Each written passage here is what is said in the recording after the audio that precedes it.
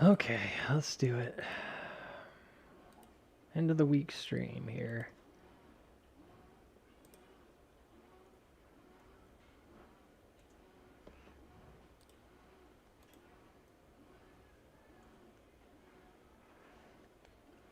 All right.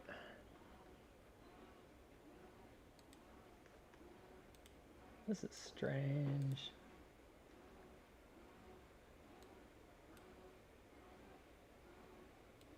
Strange price action.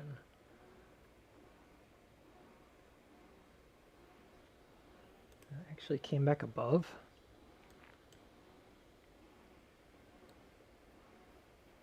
Oh, that's wrong. Well, at least here it is. Ah. Okay, let's try that again. Yeah, didn't work anyways. Well, the other thing would be to use maybe this. That might be right.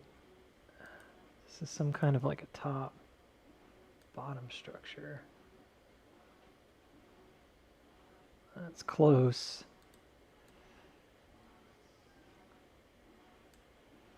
I don't know. Getting a little bit wonky. It's probably better just to keep it simple. I think if it drops, well, actually I take that back because I want to see where that would go. Looks like that gap. So I think if this drops back down,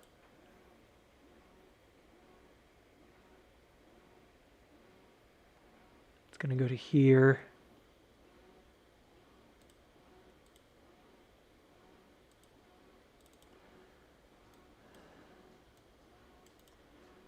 And if not, it should come back up to this gap right here at the least, I would think.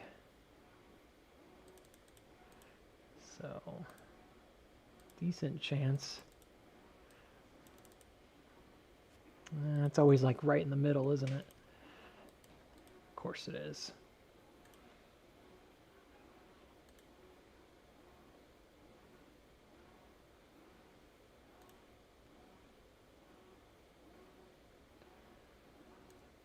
Actually, I think it's, let's take a look. I think it is right in the middle of these two gaps. Which, I mean, makes some sense. That's right at this bottom here. That is where the creek is, so there's a bit of a question mark there. I mean, really could get both of them. Right now it's beneath the 1 hour, so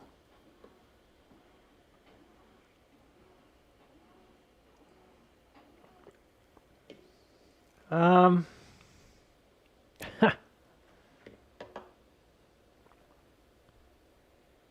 am I looking at Starbucks?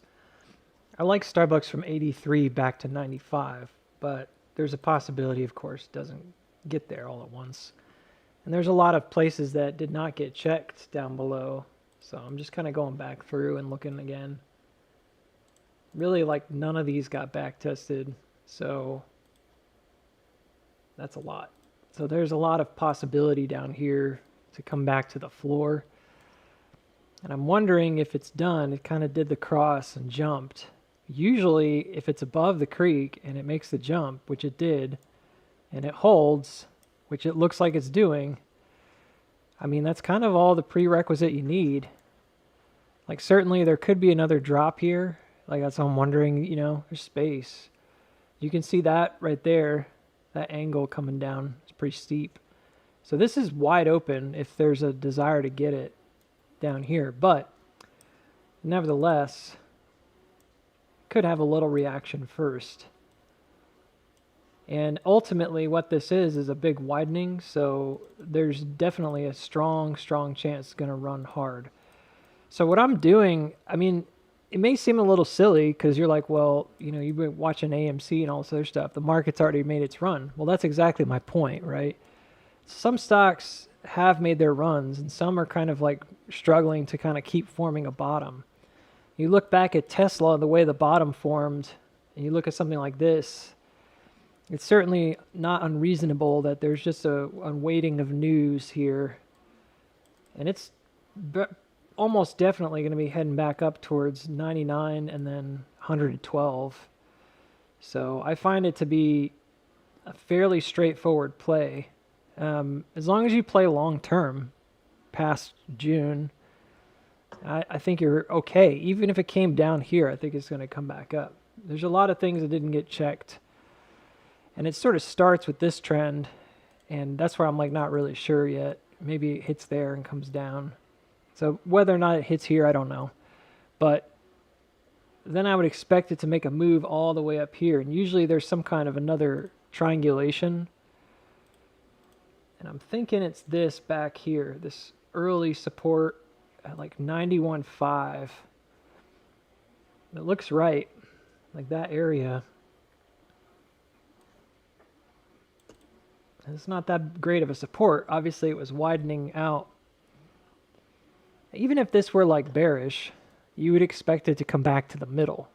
So that's the thing about widening, is that most of the time, even if it's like a bearish play, which, you know, Starbucks, it might be bearish in the end. It might come back down.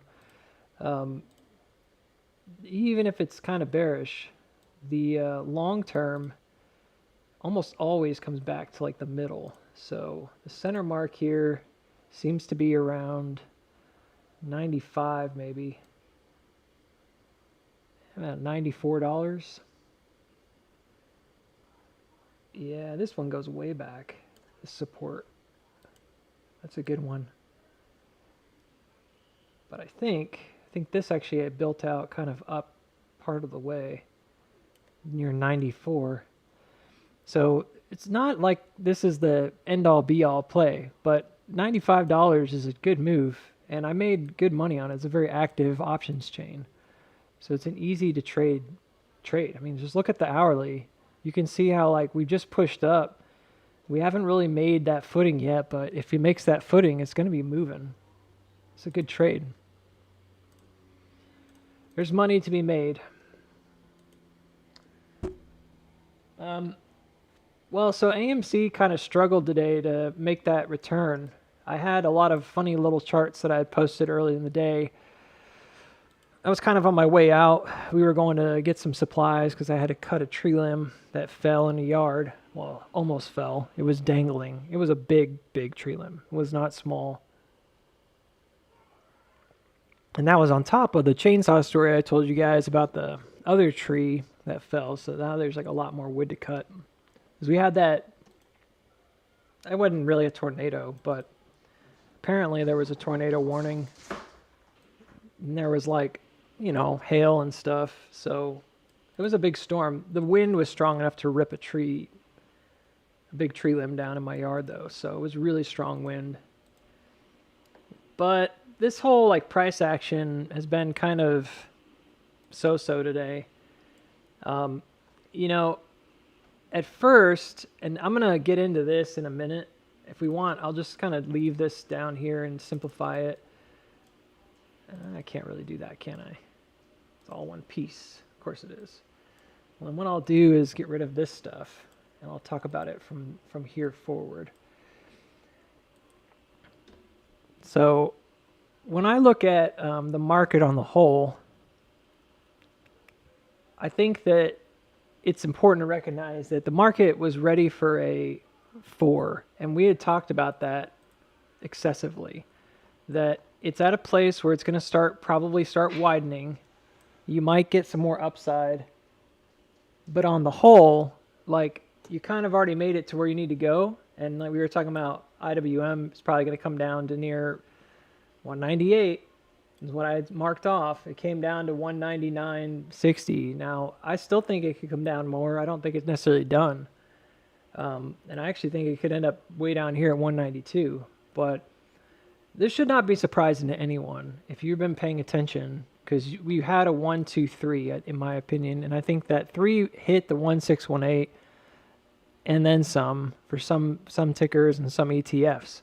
So it was already in a position, the market was already in a position of strength, like it had already made the big move. So now you're waiting to see if there's going to be a 4-5, and that's just a typical Elliott wave on an impulse. Doesn't have to be like that. Could just be a 1-2-3, like an ABC correction, but it's a really deep retrace if it is. I think it's going to try to go ahead and go back up, maybe retest all-time highs. That being said, when we look at the market on the whole, and I like to use SPY and the IWM to do that. There's certainly other ETFs you can use.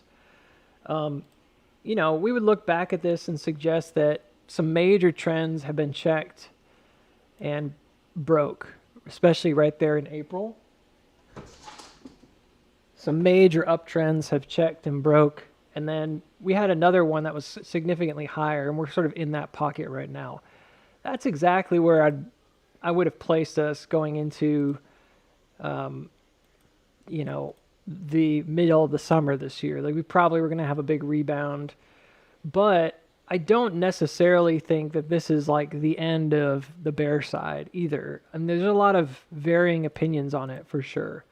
One thing that I noted was that this is an interesting chart because SPY actually came back and it met all these levels in sequence, like in the same sequence that it did here, where it went up and then came back down.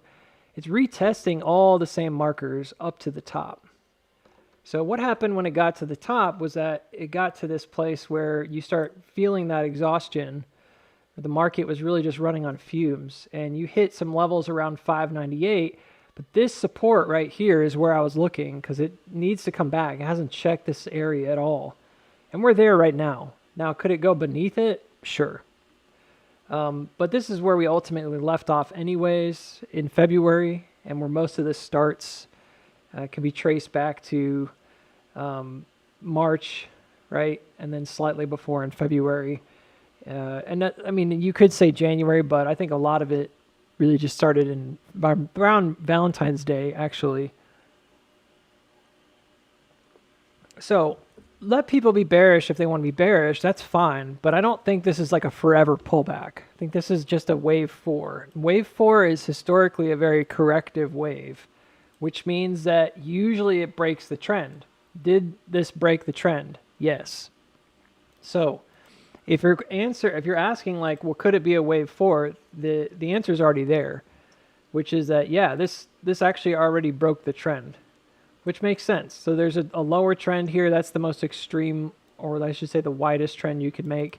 It's already dropped it. That's a corrective wave, right? So after that, usually you have some chop sideways, and then you might push up again. And we had a lot of ideas about how that may or may not happen. But the idea was that you'd kind of peak here, maybe you go up. That's probably what I said. Maybe you go up again, but you're going to come back down to 577. So if you wanted to kind of simplify this, it'd be like wherever you peak, you come down to like this region, and then you have some sideways action. And yeah, you might come back up higher. It's possible that then you come back up and you check near the all-time highs. And this would make sense to me going into perhaps June or even that July deadline, which is on the 11th, which is way over here. So quite a long time, right? And then the other thing about wave 5 is that if wave 5 happens, and that's July 11th right there, by the way, so that would be like a peak into July 11th. If wave 5 happens, it's often similar to 1, and 1 was a really big move, it's like 13%. So you can go to the top of this S-curve and you can see like, well, that definitely means you could have some really deep retracement here.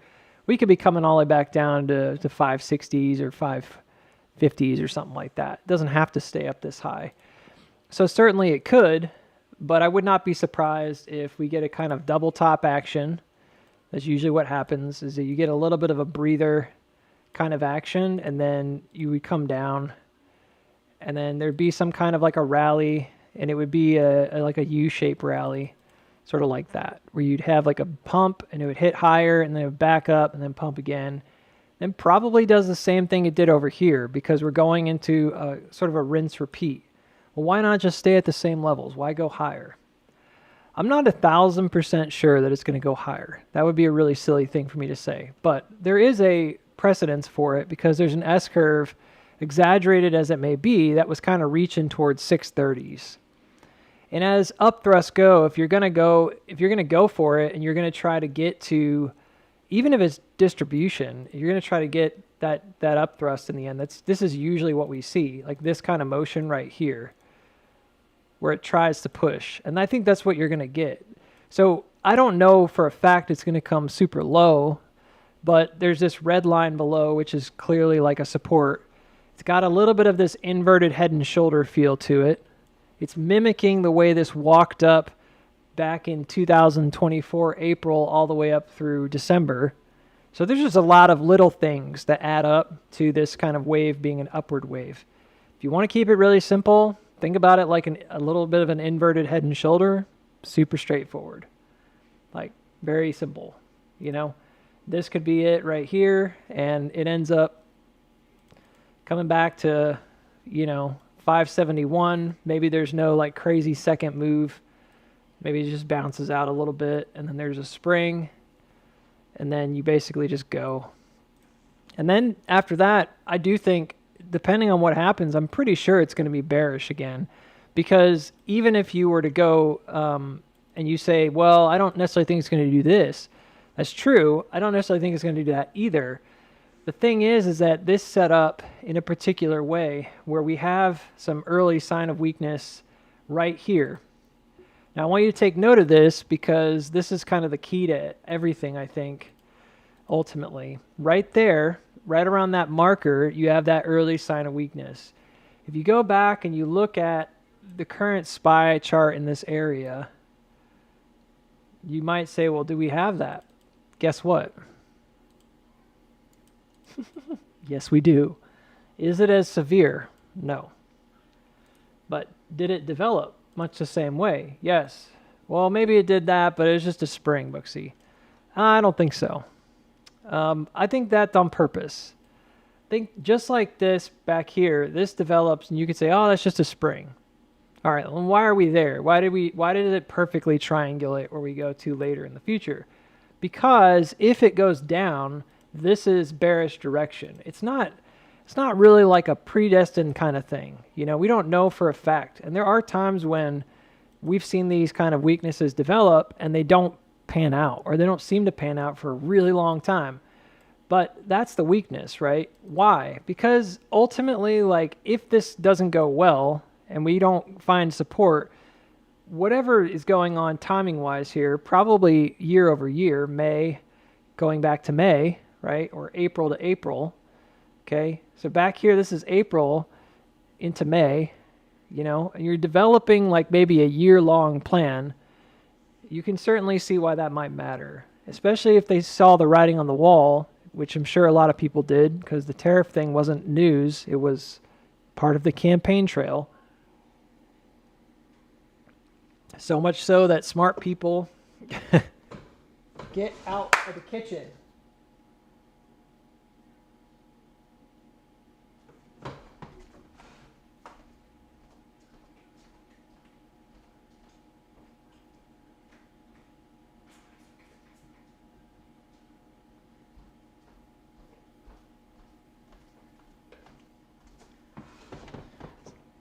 Smart people like your Berkshire Hathaway folks got out of the market on this pump.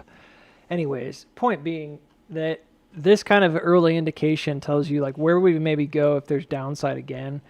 And again, it's like a year over year kind of thing. I don't necessarily think it means that it's going to go there right away, but that was a pretty long wait.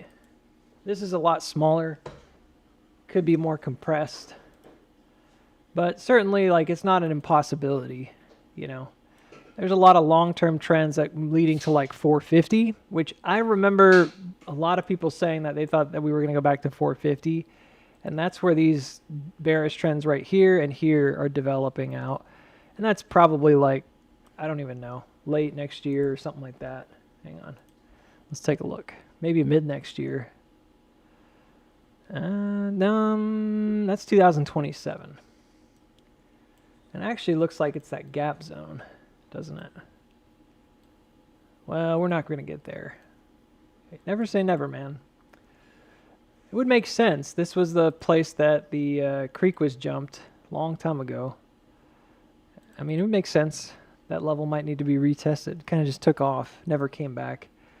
But I don't think that, again, that's necessarily going to be like the end-all be-all. I just think that makes sense too, as a high liquidity zone. My guess is that it's a high liquidity zone. We'll take a look. See if I can find it. Yeah, super high liquidity. So that's back there at 450.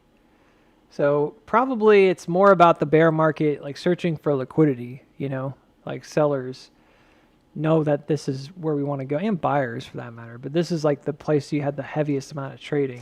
So you've tested this new area, and if it doesn't work out, you're going to retreat back down to here.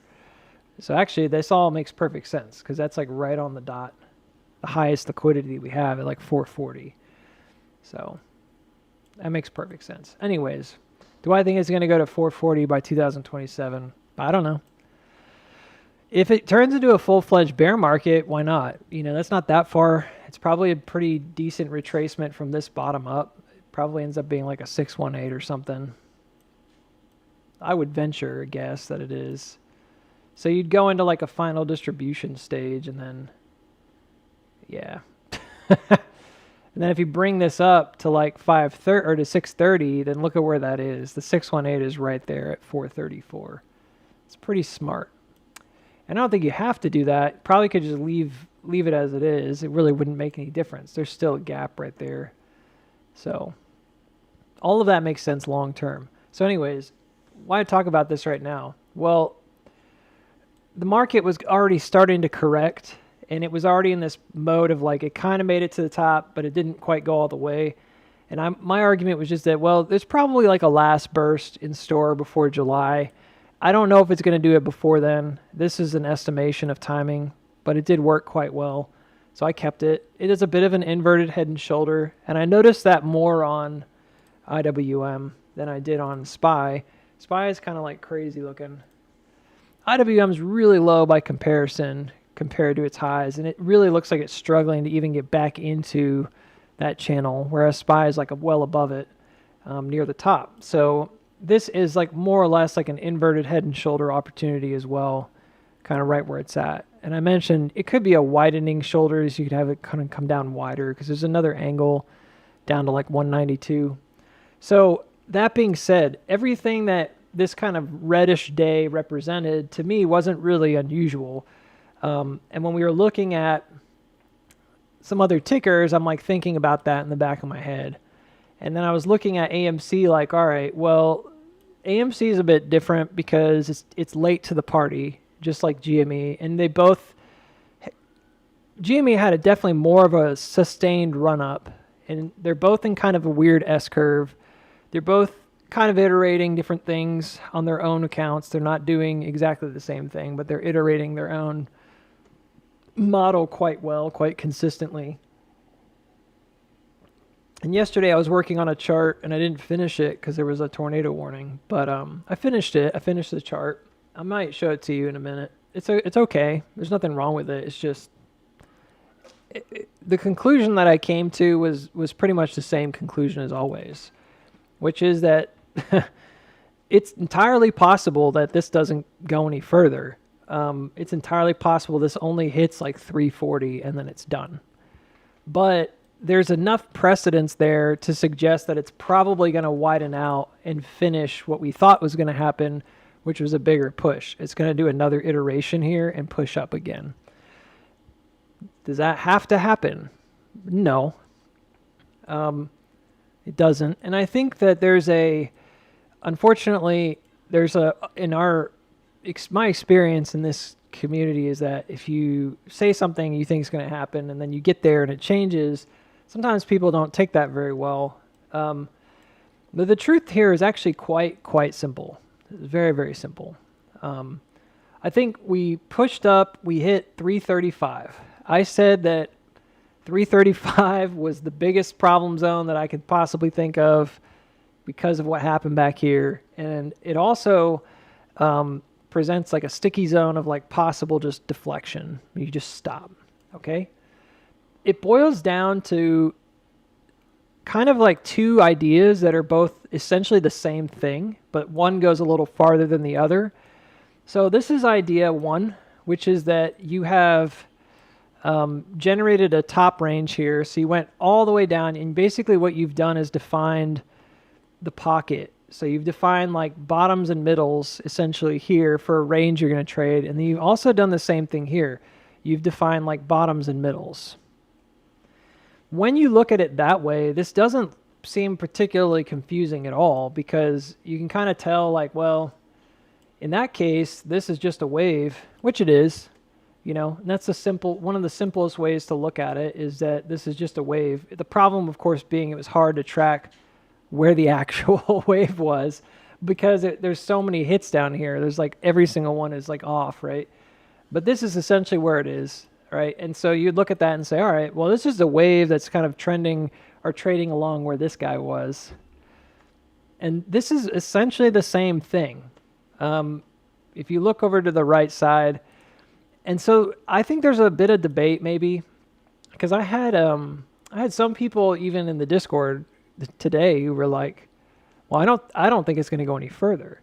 And I know where that's coming from, because I see it as well. There's a chance here that is essentially like done. It's sort of satisfied, right? You don't need to go any further, because if the range itself is kind of built low, then, and especially like right here, if you use like that 335 as like a top, then it really doesn't need to go any farther.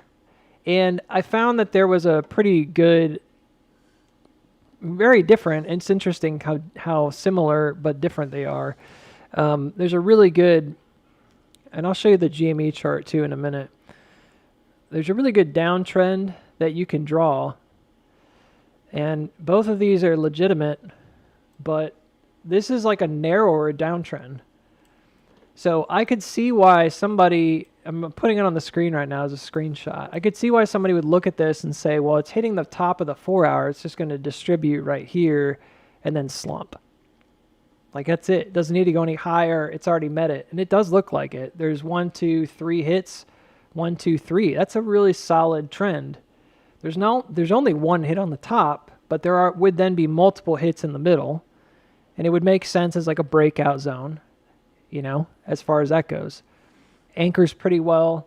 Beyond that, it doesn't do too much. There's a lot of maybe directive motion here early on. But again, there's almost no other top hits at all. So this is a bit odd, but it's there. And you can use this and suggest that that's really it. It looks just like this. It's already kind of pushed up. It's just going to go right to the top and then distribute right here around the 330 to 340 area. Totally agree, that's a possibility.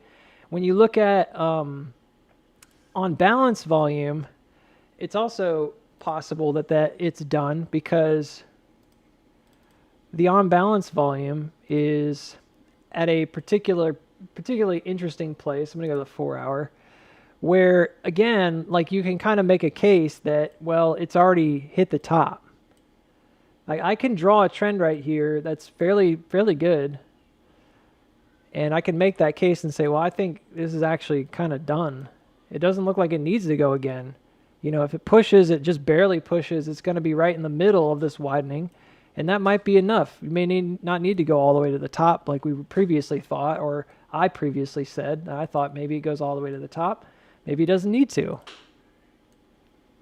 I mean, technically, if that's a downtrend, then if it hits that top, and this is just the middle, then you could 50-50 around the middle and come back through here and break down.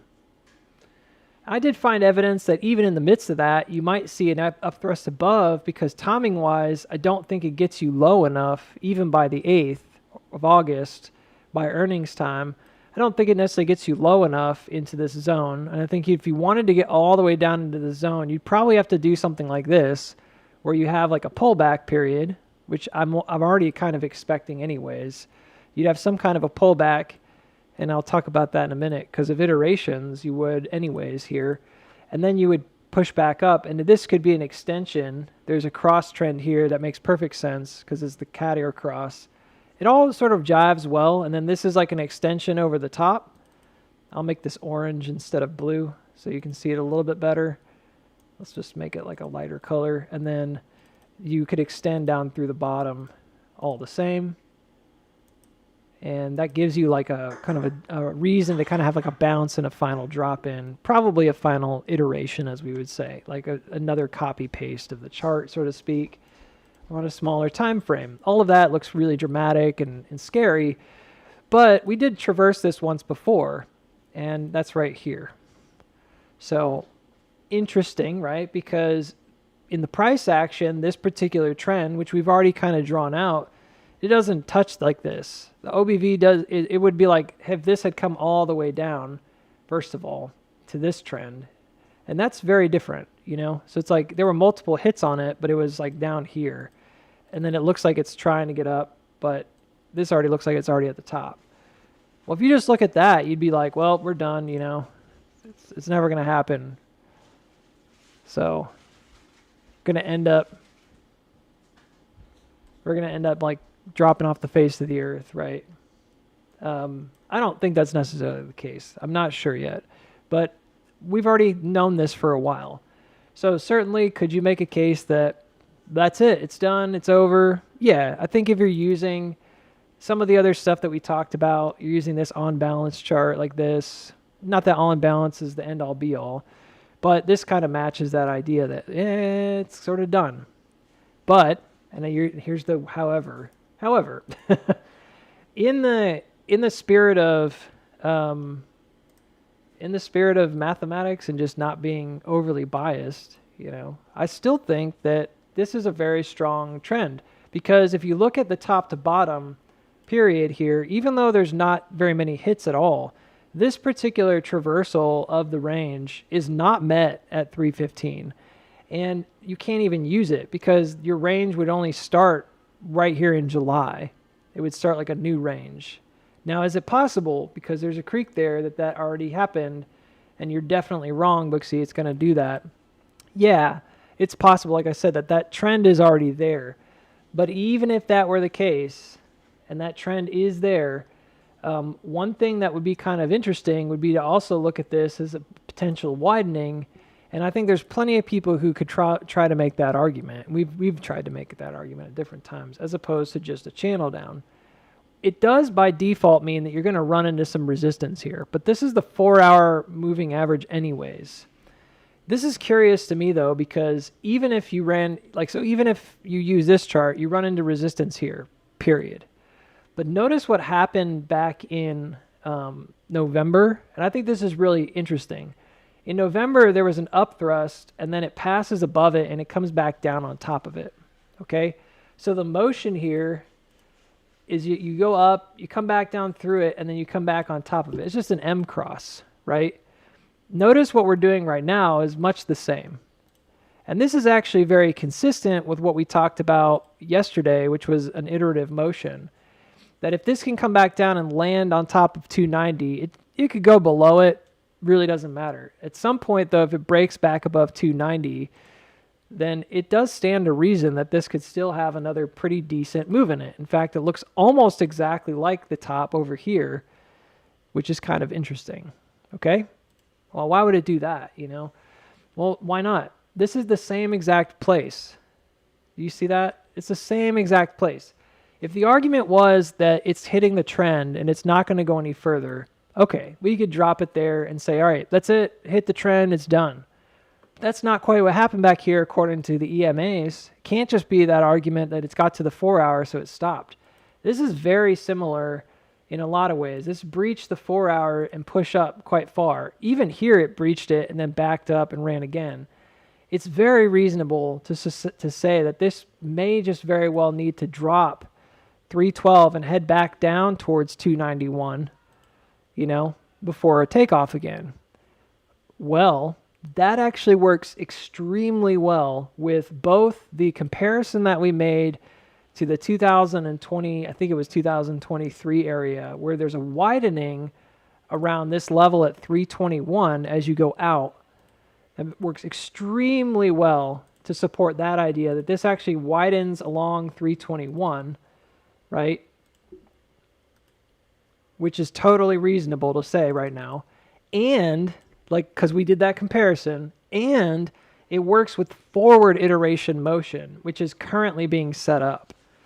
And that's where I would go back to the chart that I did yesterday and say, well, actually, actually, this works extremely well with what we did yesterday because it coincides is what I'm trying to say.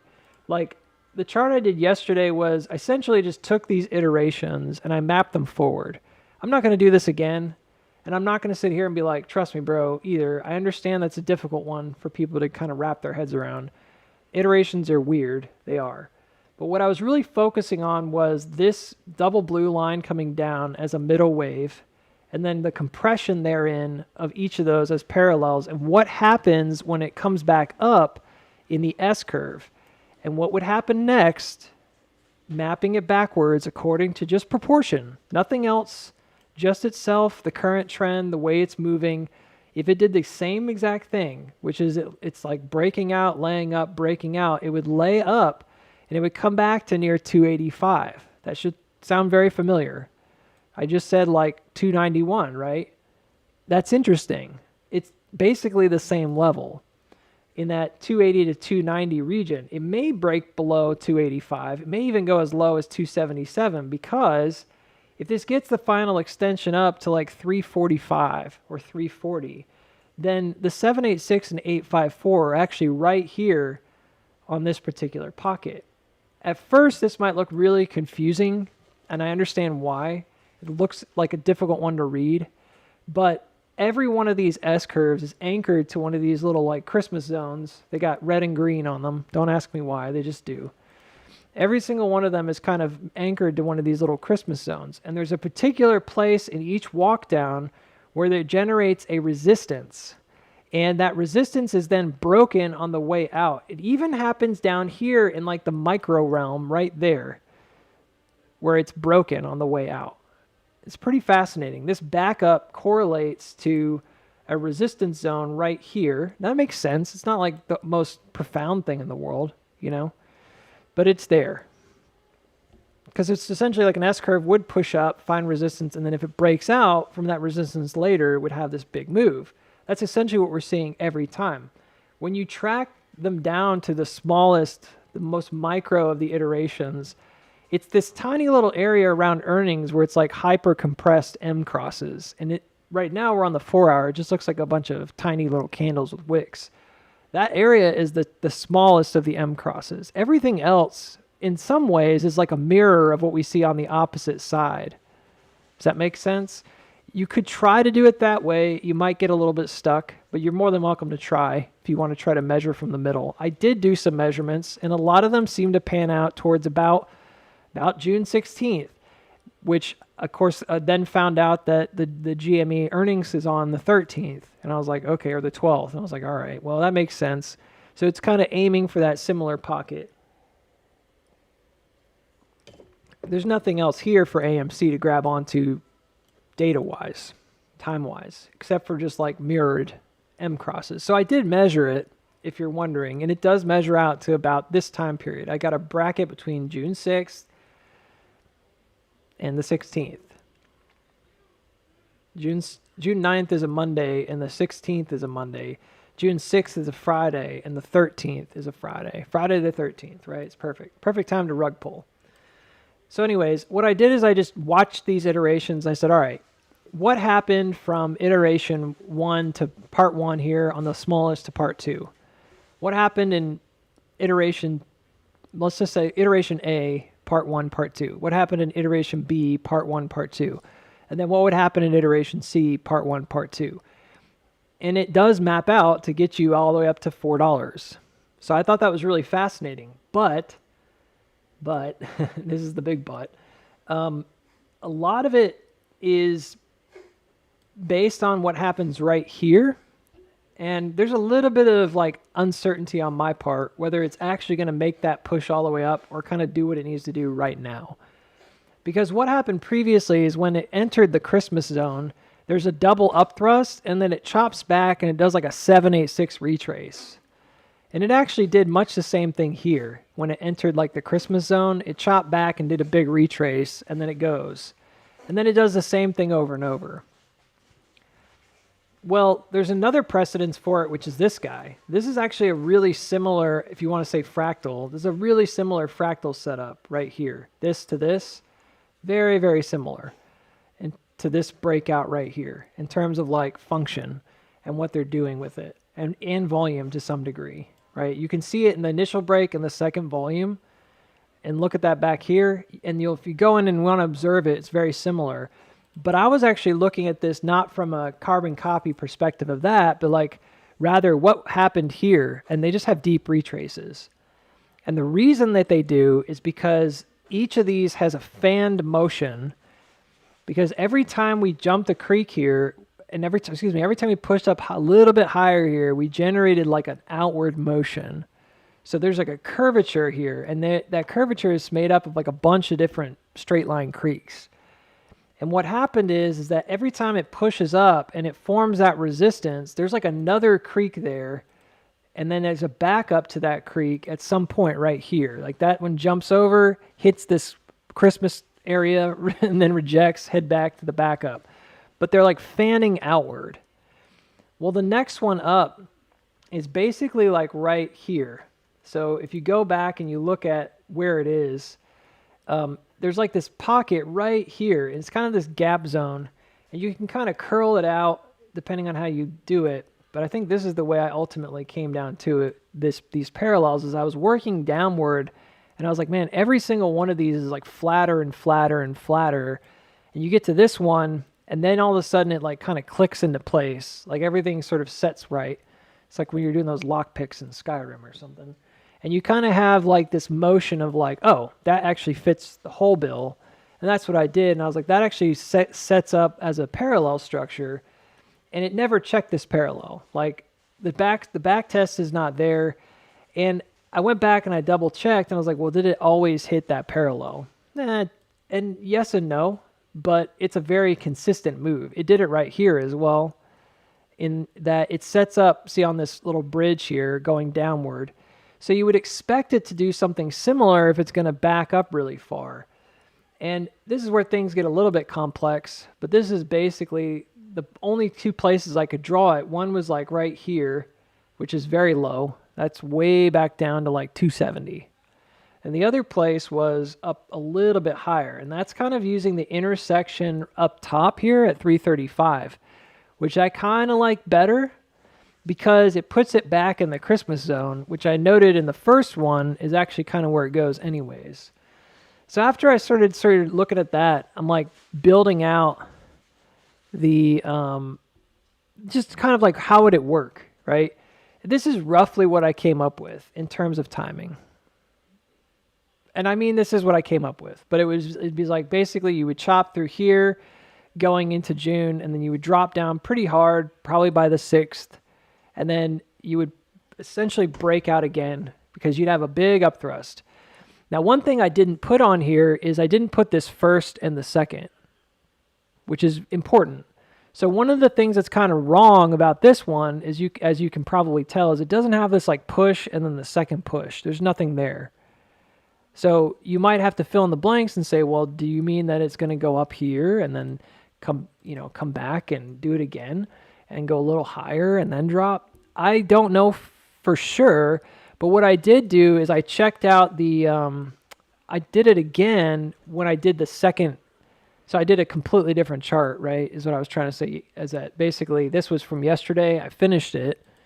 It suggested that you come back down to about maybe that 280, 290 region, the Christmas zone. Check it out. That's a 786. It's a big retrace, but it's a 786 or 854 retrace. But it does a good job. Again, you can see it on the M cross of checking up on those lines. And I think it's the right check to make. If you're going to make a check, I think right there in that pocket is the right check. I think if you go significantly lower, it's going to be pretty dramatic. It really can't go below like 265 at this point without some kind of serious repercussions. But technically, it could come and do almost a full throwback to like 276. So it can come really, really low. That doesn't mean it will. Maybe it stops at 290s. I don't know. But that's definitely a possibility because it did it before. All right. But it's missing that double up thrust. So when I did it again, I did it very differently. I copied the S-curve just to see. And I did it differently because I was like, well, I missed that second up thrust. And this doesn't have to be perfect. I think I did this on like the hourly. But I was looking at this and I was looking at this top. And I was like, really, this top looks exactly like this one, except that it's widening a little bit and it's missing kind of the last up thrusts. It may have already come down like this. You can see right here on the 14th, it came down and broke down. It may have already done that, but I don't necessarily think it has. It's certainly broken local trends here. Like there's no doubt about it. So I was looking at this like small scale and I was like, well, it looks like a drop with a cat ear. So to me, it could be that that's done. And then it also broke kind of this upmost trend right here. I think it's just like slightly different because this is widening and the other one was narrowing, and there's just a different way of developing a top or a bottom. But one thing that's really important, so this is like an M cross, and then if it holds, it should go up and hit the 340, but I actually think that's probably going to be it. Like that would be the end of it, and then it would probably drop down and crap out after that. I don't think it's just going to keep rocketing. And there's a good reason for it. When they hit this peak, there's a high volume input right here. Notice that strange spike that occurred where it drops down this morning and then it comes back up and then kind of volleys in to like a bottom, as if it defined a low first and then it actually broke down. You can see out of that trend early in the day, right off the bat. And then before the end of the day, it's come back below that trend. You see that? So it's like kind of compressing, between these two different angles. So it generates like a new uptrend that could be met, but if it did, it'd be a very easy place to kind of get in and get out. Because all you'd have to do is get above there and then come back below. I'm not positive I'm not likely not going to happen right this second, but it could be Tuesday. And I don't know, maybe it does fly, but seems the most logical to me. The reason that I'm pointing out that little marker is because if you look back at what happened on the double up thrust back here, the same thing happened right there. Right here. There was a early drop on like a Friday where it opened low, then it pumps up high, and then it comes back down. And that ultimately signified the trend cross. So when it came back, if you look at where that marker is, check out where it came back to, like after that marker's made. So after that marker's made, look at where the distribution then goes back to. So this is it. So it hits a top, and then it has this crazy zigzag, and then it kind of does this light M cross, and then it pumps back up. And look at the volume on that middle. It's a really significant volume for a Friday candle. Like, look at it. It's huge, right? For just looking at this whole picture, it's almost like you could ignore it and just say, oh, it's a bit of a wedge or something like that. You could ignore it, right? But I don't think you should, because what it's doing is it's creating an anchor right here around the previous top that was made. And then ultimately, when the distribution happens, it's like a slow churning walk back on top of that level, and then it pumps up, and it ultimately never goes any higher than that. And then this ends up being the same place that you spend the next 2 days or whatever generating an LSPY and another hook. So when I looked at that, I was like, so there was like a clear and evident like, boom, this is like tough. And then you see the same thing right here. It's almost exactly the same, guys. It's like identical. You basically have the exact same function. You have a big boom that happens right over the previous top, which is 322, right? If you look at where that is, big picture, 321 is that previous level that I said you'd have to watch out for, because it's going to be a really important level to get above. It comes from all the way back here on January. In order to kind of see the rest of it happen, it's probably going to be the biggest problem zone between 320 and 335, and I think we're right about that. This is where that zigzaggy happens, high volume. See that? You see my concern here, right? It's essentially identical. And then it drops back below. Here's your M, and then it's landing on top of it, just like the other one. So you're like, well, where's it going to go? Well, if the previous setup was any indication, I think it is. I think it's essentially exactly the same kind of top. It would pump back up to where that angle is now and probably go higher than the previous top, which makes sense to me because if this is distribution, then this is already like kind of dead. It's just going to pump up slightly higher, probably hit that 335 to 340 area. And I had previously said I thought that Friday was kind of the end date for the S-curve that I had before, and that was just an S-curve. Why can't it just keep going up? Because if this is an S-curve that keeps going up, and it could, it would not go that far. So there's actually kind of a bad side to this, which is like if this were to be an S-curve that just kept going, I looked at it earlier and I thought, well, if it's widening, and it is, couldn't it just keep widening outward and go up even farther? And it seems to be that you could make a suggestion that this goes to like 350 on an S-curve. That if it holds support right here at 320, why not just pump another 50% right from that marker? The same thing could have been said last time, and we said that last time, and we were wrong last time, or I was wrong last time. Remember when we looked at this before and we looked at that and it was an S-curve? It's easy to look at that and say, well, it should just keep going because it's an S-curve. Yeah, in theory, if the S-curve finishes, absolutely, you're right. That is where it would ultimately go to. That's where we are now. It's an important level. It was targeting that 320 level. Certainly it looks like it was going to go, but it didn't. Why? Because it hits a resistance, right? Where's the resistance that we would hit? I just talked about it. It's at like 335 up right here to 345. It's super straightforward. And then when you look at the iterations, the previous iteration stopped in the same spot. And this is essentially the exact same motif right here. It's just a micro version of it. This pumps up, backs up really far, goes up one more time, has that zigzaggy thing right here, and then craps out and goes down for the distribution. It's essentially just setting up high, but look at where that comes to. If you look at the grand scheme of things, it comes right back to that little, well, I called it the Christmas zone because I had Christmas colors, but that's where we are right now. So it pumps up, it goes above that, which is good. It does go above it, and for us to go above it, we'd have to come above 345. That would be like, it's like right where it should be, basically, is what I'm trying to say. Like, it's essentially like, if it just makes that last push, that's as far as it would need to go. It could still do that, but I don't necessarily care that much at this point. I got to be honest. Because if it doesn't happen today, maybe it happens Tuesday, where it like opens there and then just drops. It wouldn't surprise me to see something like that, but I also don't really care that much at this point.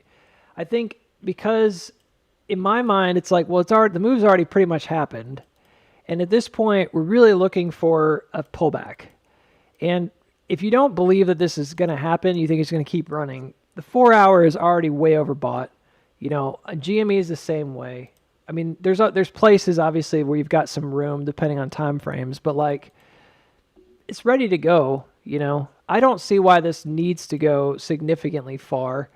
If it does go up, it could get kind of a partial S-curve. It just has to go to like 346 or 7 or 8. If it goes higher, that's great. I think it would be good to hit 348, but that's as far as you need to take it. You just don't need to go any farther. The rest of it's kind of history.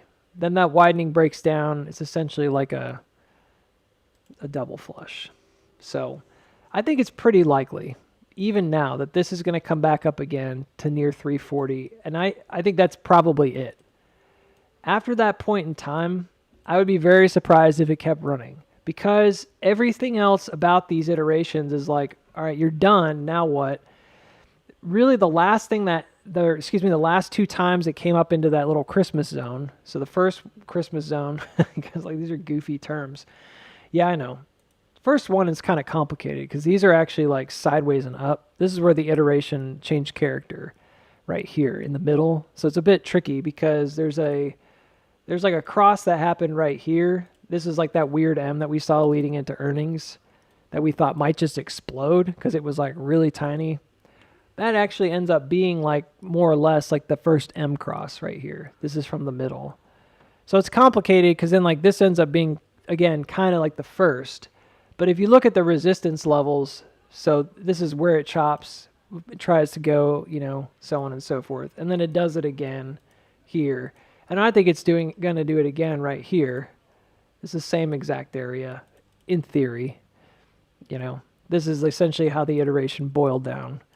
You could say that, well, actually, it's back here, Booksy, and you'd be right. Like, if you look really, really, really, really, really, really small, because technically this iteration was the micro iteration, but do you really want to do that? I don't know. You tell me. That's actually where it is right there, but you can't see it. It's too small, so I use this guy. I don't know. Doesn't make any huge difference at that level anyways, but that's where it resisted, backed up, jumped over, hit, goes. Resisted, and you see the backup, backed up, jump over, go. Resisted, backed up, and there's the 380 level. And what's crazy is that this is pretty, pretty easy to support when you look at the iterations and when you look at this widening, because again, it's like, where is that level going to go? I looked at these downward motions. They're all kind of pointing the same way, which is nice. That's always a nice thing. They don't have to do that, but they did. They're all kind of pointing the same direction. And then in addition to that, what's crazy about this to me is that when you go back and you look at the big picture, it's extremely similar to what happened back here. And this was the last time that the on balance got really hiked up.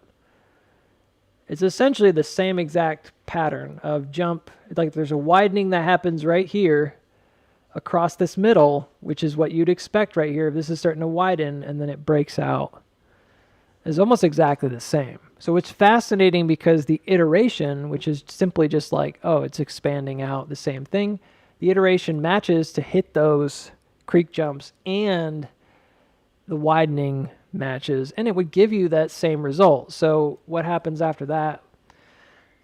I mean, if this is what happens, and I still think there's a lot of if-then statements here, but if this is what happens, I went through and I did the backup. It's not that complicated. Basically, this abandons this first curve and it goes into a second, but the same thing happened here. So before you get all like, oh no, it's abandoning it, that's actually not a change because it already did that once right here. So it essentially like abandons the first curve and then goes into a second, because there's another S curve like coming up this way. And I'm not going to draw them all, but there's another one right here. So each of these is like a layup point. It's not quite as dramatic as it might seem that it's like leaving it. And then the next one comes back up alongside, and then it so on and so forth. It's sort of just the way that I drew it out. It's the way that it worked. So the expectation would probably be that you'd actually have a pretty red week next week, that most of the week would be pretty terrible. And then if you build out into the following week, which is the June 6th week, possibly that's kind of the last straw. And then going into GME earnings, you get another, maybe one more pump. And that works a lot better than the first thing I drew, which was big sideways here and then straight up. Albeit, could this go a little farther over and then pop later? Yes. Should you be buying options for Friday the 6th? Not necessarily. I can't tell you what to do. These are all Friday moves, which is kind of interesting. Fridays have been extremely bullish. Mondays have been kind of crappy. So Tuesday might be kind of junk next week. Friday might be a little bit bullish, but I actually think it's still going to be kind of junky unless we get here early. Maybe we'll get here by Friday. But then I actually don't think it's going to be until about here. And I think it will be a Friday. It could be another Friday the 6th and then Friday the 13th. Both of those make sense to me just based on the way this is set up. They're just in the right place. So we've got a lot of Friday moves, partially maybe to get people like trapped into options that are then expiring on those times. They can't do anything about it. It's a smart way to avoid maybe some ramping on a Monday, for example. Do it on a Friday. Because, I mean, like I had calls for the 23rd that should have been fine, but they just weren't. Some of them I got out of over here, but you could have that kind of same effect. So I personally am not going to get anything before the Friday the 27th. Like I think that's sort of the latest anyways. And frankly, I've already said it before, I'm already starting to hedge because I don't think this is going to go crazy beyond. I think this is part of the schematic here. And if it plays out, we'll get one more push, probably hit 360. That makes sense. That's one of those key levels. And then we'll come back down. We'll find support at 320 this time, just like we would come back down here. We're going to come back down just temporarily, find some support there, and then go. And it'd probably end up being like 320 hit and then 335 hit. And then we'd push up to a final like move going into the 13th. Why not just take off and go to the moon? Because I don't think this was going to happen. What's interesting about that is that if you then take this backwards and you look at where that middle is, this is really similar to a lot of setups that AMC has, but it does fulfill everything we've kind of asked for. And then some, there's also plenty of here to kind of go off of for a rebound.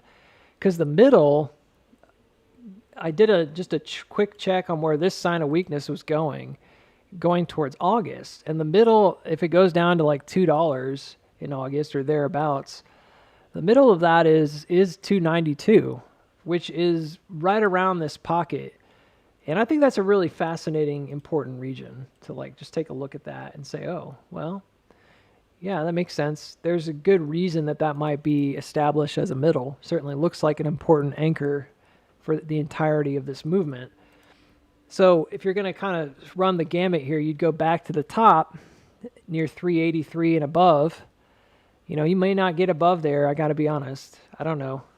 It might happen, but I wouldn't count on anything beyond there just because I think that the way these operators are is they like to dangle that carrot. And I've been talking about 4, but just knowing the way this has been going, who knows? It just doesn't go there. I would have thought based on the 2020 example that it actually comes up quite high to like 430. I still think 430 is kind of like my upper area, maybe even 485. But you would have expected that, but it just doesn't look very reasonable with this setup. And the way that they're kind of pumping this up and down with these deep retracements, I just don't think it's going to get there. I'm just doubtful. You have to wait. We're waiting. We waited. Now we can see it. And it's like, meh. This is what would happen, though. And it's essentially the same thing that happened right here. And it's almost the same distance, too. Like, it's kind of cool. It's kind of unsettling. But it's almost the same distance. Let's drop down. And it makes sense because, again, the on-balance volume, even though it's not cooperating exactly how we thought it might, a secondary push here could go all the way up to the top, but this is the motion that was taken afterwards. So it would make sense to have the kind of drive back low in a similar motion. Again, that would, of course, be like the distance of essentially like that you need to travel down. Pretty straightforward. Oh, GME. Everybody's excited. There's nothing really... I actually completely got rid of my chart just to kind of make this really simple. There's nothing really to report on here. We had talked about GME going to 32. We've been talking about that since this 28 was hit. What would happen if it broke up instead of down here? It's no different than AMC in that I think when you look at this, it's kind of obvious that there might be a chill out zone. I think a lot of people are going to look at it and say, well, I think it's just going to go to the moon. I'm not so sure. I'm not like angry if it does, but I just don't think it's likely going to happen. There's a widening right here of sorts, and the top of that would be the target, which is already there at the top here. So it's already kind of met that target. The S-curve that we had drawn, I originally had drawn it a little short. It went to like May 19th or something like that. It went to like this previous Monday. I did it again looking at some cross-ups here on the RSI, and then looking at this as like a 50-50. And there's certainly like a really strong case to be made, I suppose, that this could continue to rise. But I actually think it looks more like what happened right here. And if you notice, there was a pretty gnarly, like crazy push up right here that went to like $28. And it happened after sort of settling in, and that was right above the 50. We see something similar here. It's also above like a creek jump. So there was a precedence, again, to look at both of these and say there's some similarity. So this pushed up extremely high and then has this pretty massive, overbought nature to it on the 4 hour. It doesn't go backwards in price action. In fact, the price action keeps climbing from here. But what does happen is that you start running on a divergence on the RSI, and there's some serious chop to the upside. This looks very similar to what we're seeing on AMC right now with that choppy nature at the top. And it does have a pretty decent expansion or extension up after the fact. I'm wondering that we may see something similar here. I think we're just getting it like hiked up. It could hit as high as 35 on the first move, and it wouldn't really surprise me that much. But I wouldn't be surprised at all either if this really takes some time. And that's what I was saying, like a red week next week kind of makes sense. Because this would pull back just like this did when it comes sideways. This would kind of chop sideways. And then it has an opportunity to kind of come back up, maybe going into the 6th, and then again into the 13th, which was our expectation for AMC. This is the S-curve on the big picture that I had for a long time. I just, again, remeasured it. It's still the same. It goes up to about 37. Well, why wouldn't we just go way beyond that? That's above the top. I mean, you tell me. I don't know. Every time you hit a top, there's usually some kind of check on resistance. This could be thought of as a large cup and handle at that point. I don't really care. I think that's a wise enough say the place to put it, since this technically does have that bowl shape and it is like kind of like this one. It's possible. You could call it a cup and handle. But I think that this works very well with our expectations of what might happen going into earnings. And it makes sense to have chop here. I don't think this came from that RSI, though. This actually came from these M crosses. This is a 1, 2, and then a 3, 4. And I noted that on this one, it actually peaks right in the middle, which is exactly where this is. And then the RSI chops low. It's very similar to this motion. If you look carefully, that motion right there and this motion right here, it's extremely similar. The only difference is that this doesn't have any more breakouts, so it stays very flat, right? But both of them end up with a trail down and then an attempted M cross after. It's interesting to me. So I'm thinking that this is probably a very similar motion we're going to see. Can't prove that beyond a shadow of a doubt, but that's what I think is going to happen. And I think we're probably going to come out sideways going into that earnings. And even if this RSI, which is what I'm expecting, this RSI is coming down, I think your price is still going to be up.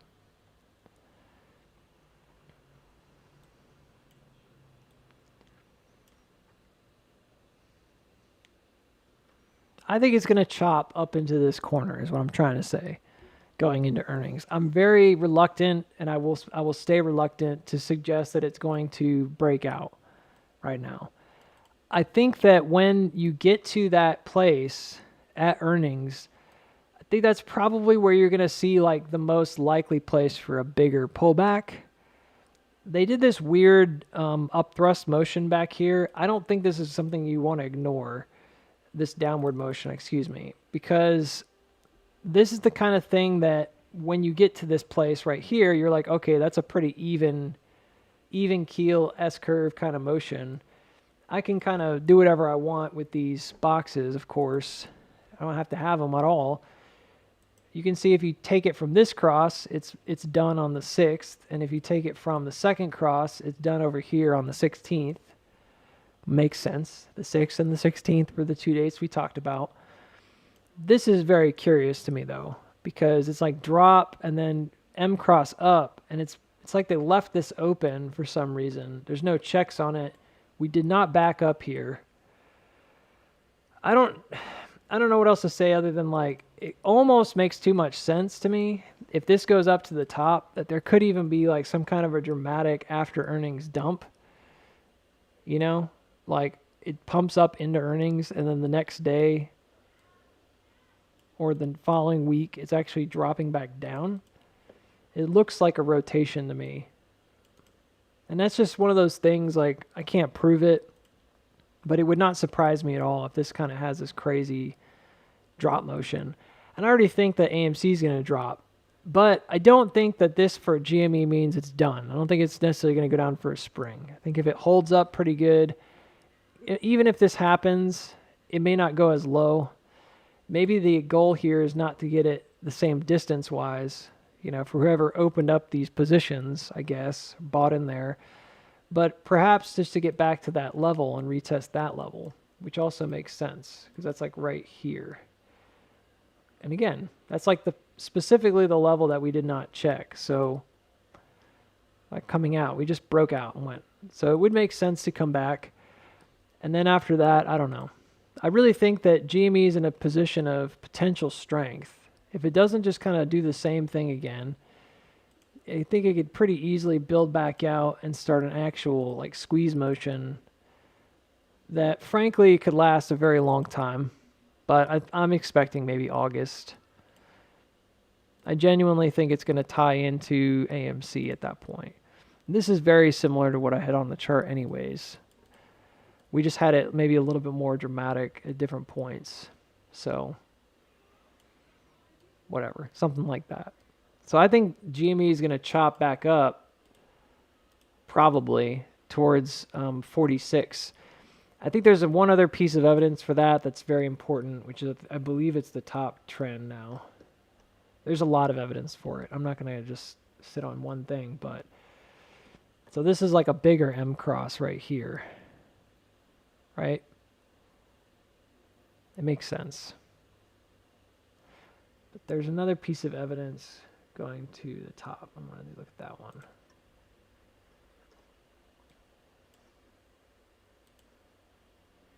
It's like here to here. Yeah. So I think what we're going to do is start having these kind of squeeze motions where we start pumping up, coming back down, doing the M cross, pumping up, coming back down, doing the M cross. So I don't know how this exactly looks based on my chart, but it'd be like this. And then going into August, I think you're going to have it kind of be up and ready to go. I think it'll break out and go. That kind of thing. That's really close to what happened in 2000 and very, very close to what happened in 2020 right here. This zone. So it crosses up, has a really deep pullback, comes back down to that level almost. No, it came back to that level on that up thrust. I think that's pretty similar in nature. Could be a different spot. I don't really care. This actually pumps up and comes down for a long time. That would be another argument, is that it comes up here and then it comes back down for a long time into August and then starts going. But that's a different model. That's like this way and then starts going back up. Doesn't really make a huge difference to me. Because I think that you're at a place right now where GME is kind of like drawing its final breaths anyways for the big moves. So it may be reasonable that once it gets up to these highs, as soon as it comes back down, it's kind of like, if you're not already in it, maybe, 30 down to 24 again. But that's as far as I would take it. I don't even think it's going to get to 24 again if it's strong. I could believe that it'd come back. Anyways, it's super straightforward though. I don't find this to be very complicated right now. Like there's like 3 S curves. All of them are leading up to this corner going into earnings. It's way overbought. Last time it did this, it still moved up, but it has some struggles along the way. I don't see it as any different. I think you're going to hit a top, and then even this as a top with a secondary motion, these are just iterative motions. Like this is a top with a secondary motion, but then look at the bigger picture. Like this is a top right here with a secondary motion. And even on the bigger picture, it's like still did the exact same thing. which is it hits a little bit higher. Doesn't matter which one you use. It's like this little curtain drapery. So it makes no difference. So I think that I think you're going to see something like that here. But the key is what happens afterwards. That's really what makes the difference. So it already did the cross down. The key is what happens after. The alternative here is that this actually jumps above, and if it lands on top of 37, like goes really high and lands on top of 37, and you hold that, then you may not come back down. You may just leave it alone. But that's a very different outlook. We'd have to kind of examine it differently. So like if all the same stuff happens, but it happens up high, you could have it just kind of continue up from there. I don't really want to get into that. That's a leap over that cross. So it's like the cross is basically now on the top. So instead of doing the motion, you would do like this. Come back down on it. That's a very different model.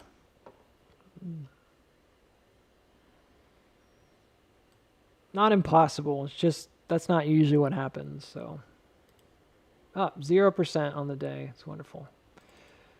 And it did not get to 340. So we may see it jump there Tuesday. I'm not like super convinced it has to do it, but I think it will. I think it'll get that pump, maybe even a 348. And I think it's going to drop pretty hard after that.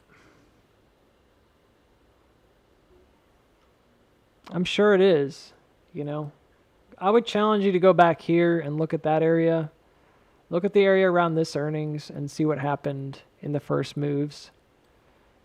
Don't count on an indicator being exactly the same, but also just because it's pushing over like an EMA, for example, or something doesn't mean it's going to just run. Like, yeah, it happens sometimes, but usually there's an early test or two.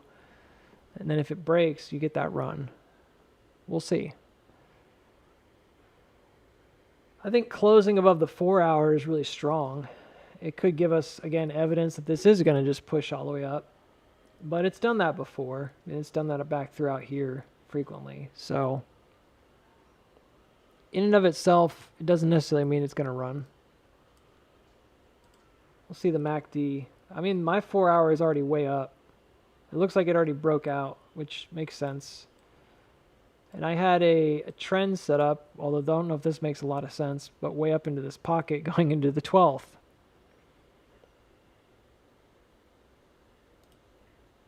So that doesn't really look like it just hit there. I mean, unless it just hit right here on this week, just straight up. It looks like you'd have some kind of a hesitation maybe. That's a bit off. Timing is what I'm trying to say. Well, maybe you're just wrong. Maybe. All I'm saying is it looks like that 12th.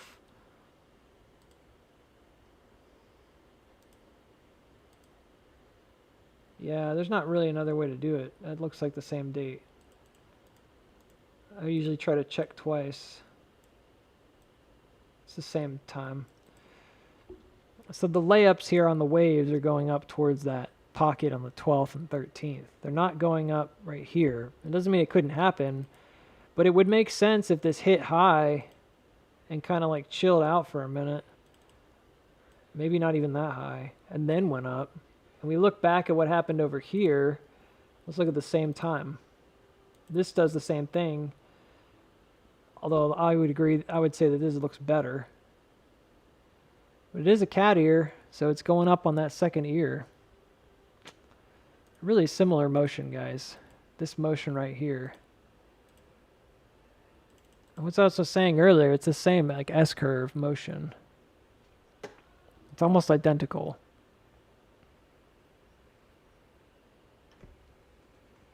So this has that first move up, and then it gets to this like peak moment. It actually doesn't come very high at all. This is a little different because there's earnings right there, so it chops a lot. But there's a second chop, and it pumps way up to the high. by comparison, this looks a lot more bullish because it's like rising the whole time, whereas this was kind of slumping. This looks far more bullish in a lot of ways.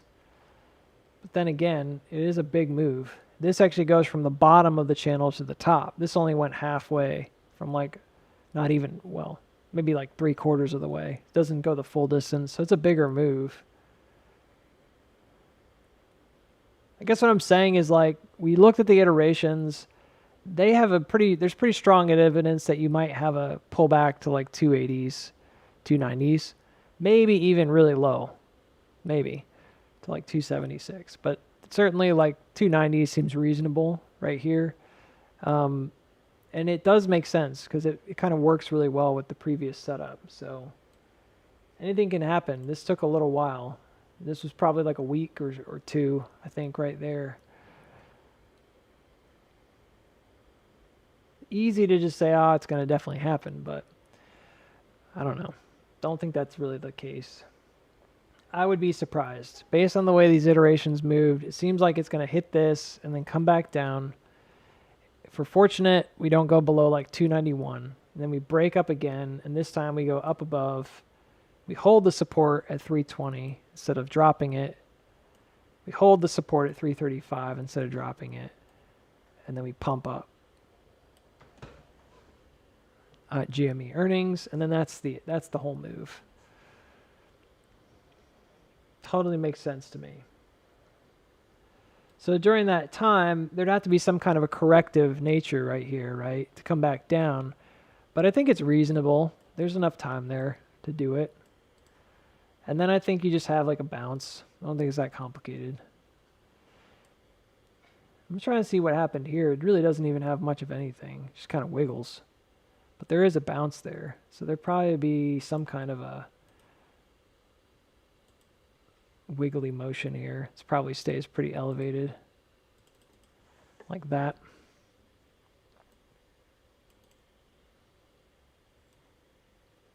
I don't know. Most people want me to just say it's going to go straight up, which I get. But I'm also like, if it did happen, who would, what, then it'd be over. Like, that'd just be it. We'd be like, okay, it's done. So let's move on. You know, there's not really a great mystery to it. Just kind of move on. So I was saying this earlier that this setup really similar in a lot of ways to what we experienced up top. And I do mean that. It's not exactly the same, but it's really similar in terms of the way it's set up around the overall or the overarching range setup. So from a liquidity standpoint, in terms of how this thing established layers early on, I'm like totally on board with it. I think it works really, really well. I think it makes perfect sense. I think from a, like right there, that's the pocket. So you're doing like these up thrust, down thrust kind of motions through it. Yeah. But, you know,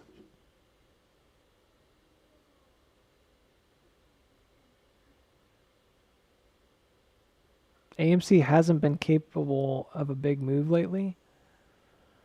What do you call these moves? These are big moves. If you mean like, is it going to go to the moon? No, but very few stocks do that anyways. So that's a little weird to say.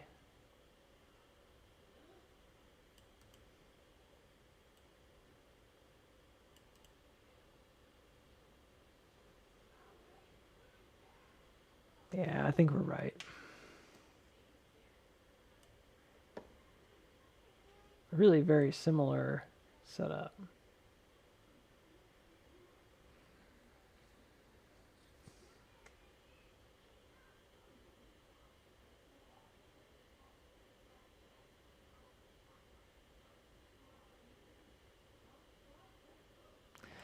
Anyways, worst case scenario, it's already done.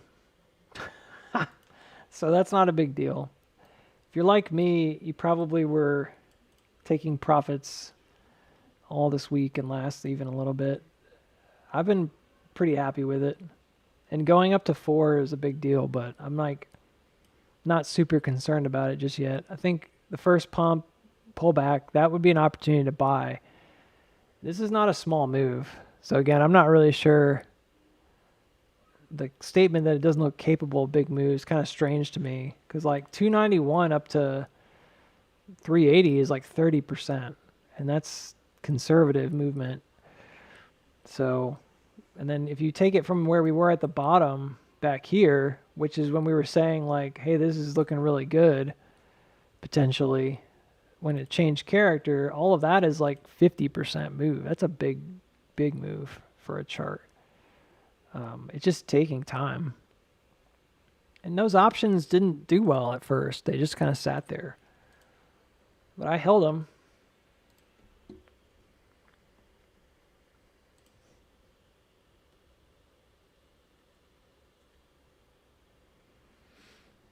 I wouldn't worry too much about GME for that kind of stuff. But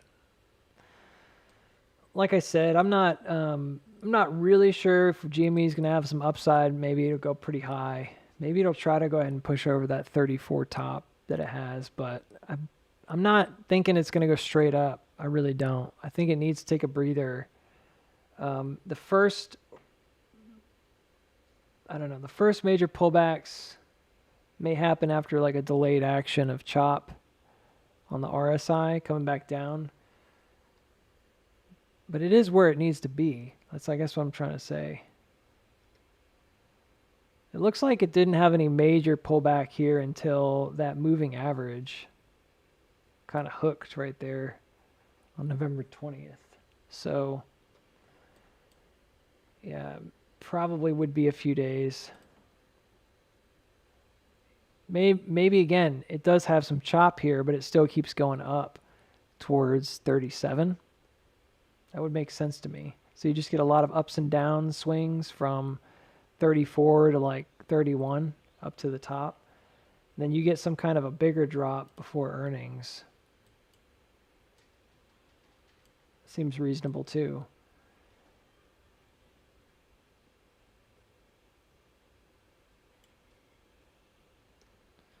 I feel like this has happened before. Well, that was actually the same thing that happened back here. This dropped right before earnings and then has this last build out, which is pretty similar. If earnings is on the 12th, it's really similar. Then the expectation would actually be that this drops before. It could even be the very similar, like drops before and then comes back up after. So who knows? This is just an estimation anyways. That's what happened here. It ran up early and then came back.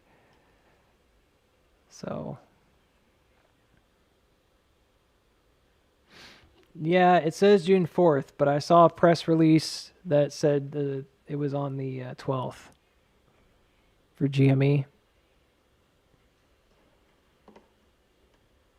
Its trading view is just really bad with that kind. I mean, they just are. I don't know why they're like this. Well, let's see if I can find it. Of course, now that I said it, I can't find it. It shows.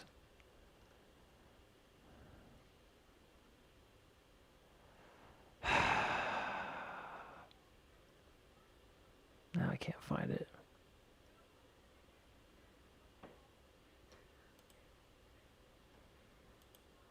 It says right here, GameStop, important notice regarding availability of proxy materials. Annual meeting of stockholders will be held on June 12th, 2025.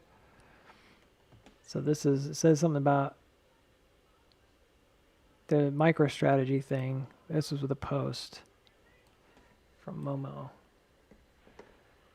So I don't know. That says June 12th. June 12th.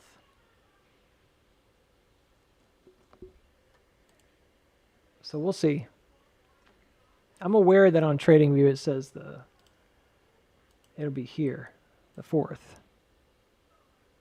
So, but I'm just showing you that because that was on the press release from MicroStrategy, I guess, or something. I don't know. Whatever it's about both of them. It says very clearly that it's the 12th. So I don't know if that's the right one or if TradingView is correct. TradingView does say approximately, so they're trying not to like make you hold them to it. Either way, it's like that's still up or up. It doesn't really make a huge difference. It's a week apart, roughly. I had originally thought, yeah, it was the 4th next or whatever it was. So I was like, oh, maybe it's going to be, a week from next Wednesday. But we'll see.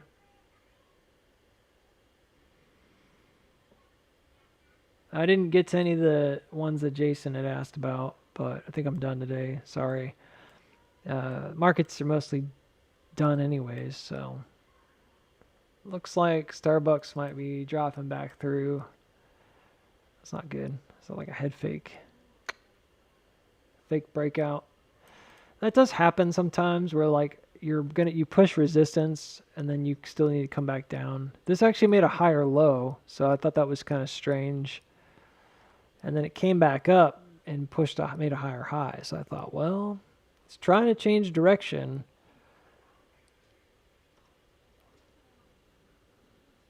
But maybe it won't. Maybe it'll still come back down. I don't know.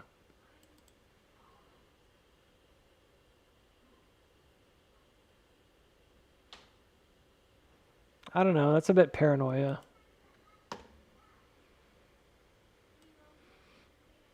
You can't know what you can't know. I don't have any particular reason why dilution should happen here, and I'm not sure that it will. It doesn't make any sense. They said they weren't going to do it for the rest of the year. He already said that. So they also said that they think they have enough cash, so they feel like they'd be fine. So I don't really feel like there'd be a need for it. We have two catalysts. We got Memorial Day weekend, and we've got the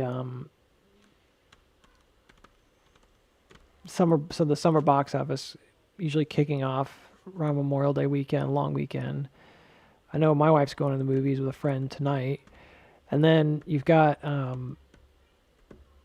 GME earnings coming up about a week or two later. And then after that, there's not really any good news pending. Going into July, you've got July 11th. I didn't mention this, but if you take I forgot about this. If you take the Friday the 13th and you measure out to where the possible earnings is in August, around the 6th, the middle of that exactly is July 11th. So I don't think you're going to need negative catalysts. What's July 11th? July 11th is the tariff deadline, which is going to be a crapshoot because they had some 120 or whatever. It's like a Mario game. 120 stars. They had 120 they had 120 countries they were trying to do in like 90 days. It's never going to happen. They've come to deals with like what? Officially like 1 or 2? Like nothing. They've been talking to like 30 or 40 according to them. That's still like a third or a fourth at best of all the countries that they put tariffs on. It's going to be a crappy day. And it's probably going to result in more selling. So even if this did hold up somehow, and chop slowly down instead of just dumping, chop slowly down somehow, down to the, because I don't know that for a fact it's going to do this. It could be much more like mild, The fact is that the 11th, it says already it's like a negative catalyst date. You don't need another reason to dump the market other than the tariffs. So at this point, don't think it really matters. It wouldn't make any sense to me.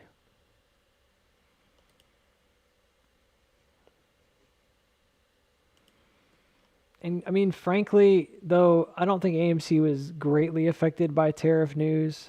It seemed marginally not affected even, you would argue, because this actually kind of hits a low around the tariff news and then bounces.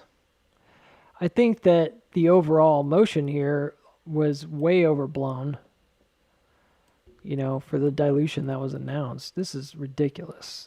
This is clearly like sellers just selling. And I don't expect this to be as massive of a downside. It's similar in some ways. There's a similar, I think, measure from here to here. It's very close to the same. But I don't think it's going to be some massive downside. I just think we need to hike up OBV before we get a proper spring on this bottom. And they're using the same methodology to do it that they've always done, like the same behavior.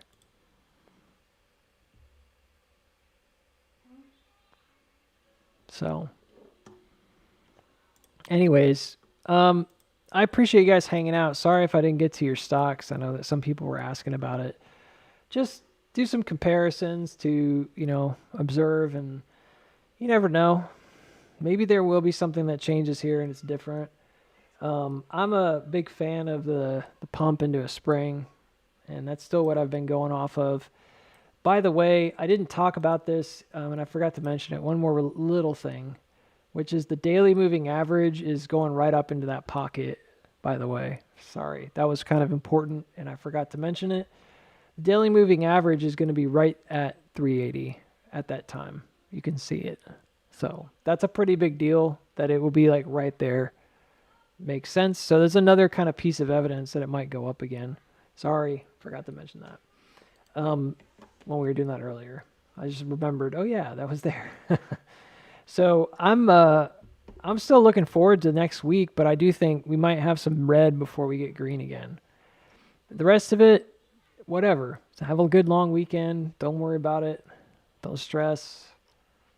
And we'll catch you all again on Tuesday.